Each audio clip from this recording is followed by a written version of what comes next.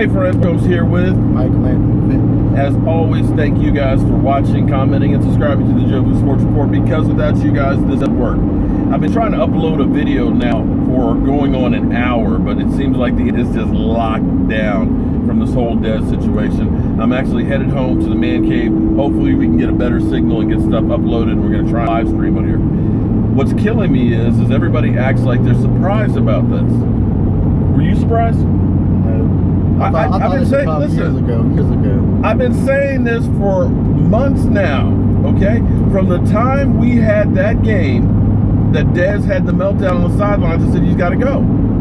The reason being is you can't have a guy who literally has a temper tantrum on the field. When he literally changes the way you game plan a game. You know you have to hurry up and get him involved early or else he's going to have a meltdown. He started having the whole sideline shaking his head and everything else. So what does that do? Okay, let me get him the ball so that way he'll stop this. And what does he do? He fumbles the ball. You can't have that distraction on the team.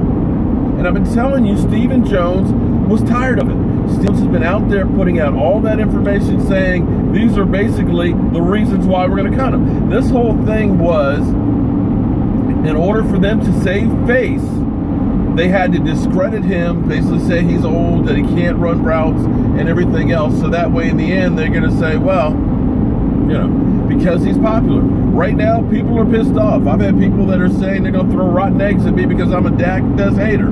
I've had people who are saying they're going to stop being a Cowboy fan if they cut Dez. But you got to understand that this is football.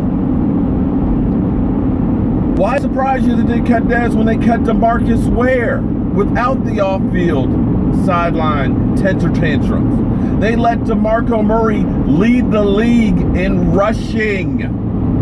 They basically went to him and lowballed him. I'm not going to pay you. What about Emmitt Smith? Emmitt Smith. He gets the rushing record, and what happens? Thank you. Bye. This is the evolution of football. Everybody is expendable except the quarterback. So don't be surprised. I told y'all over and over and over again, you can't spend 9% of your money on Dez Bryant, okay? You just can't. The only place that deserves that is the quarterback. And for whatever reason, Dak and Dez could never get on the same page. But guess what? Your quarterback has only been in the league 2 years. He's got a longer window than Dez Bryant. And quarterbacks are at a premium. So if it has to be my quarterback or my wide receiver, you have to pick the quarterback. Especially with the amount of money, too. The wide receiver position isn't what it was. Tight ends have become that much more important. And I'm not saying that we need to draft, a wide receiver in the first round. I don't believe we do. I believe we need a defense. If our defense can get 1 or 2 turnovers more a game, believe me, that's going to be bigger than any wide receiver we can put on this team. The Pittsburgh Steelers got Antonio Brown in the 6th round. And even with Antonio Brown, he has not taken them to the Super Bowl. The difference with the Steelers right now is their defense isn't dominating like it was earlier in Big Ben's career. Their offense is doing great, but they don't have that defense to back it up. And that's our problem, friends. We don't have the defense.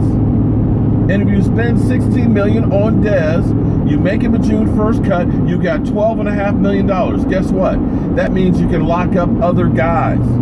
Guess what? That means if you are going to make a move for an Earl Thomas, you have the money to do that. And I dare say putting a great safety right now with what we've been getting the last 3 years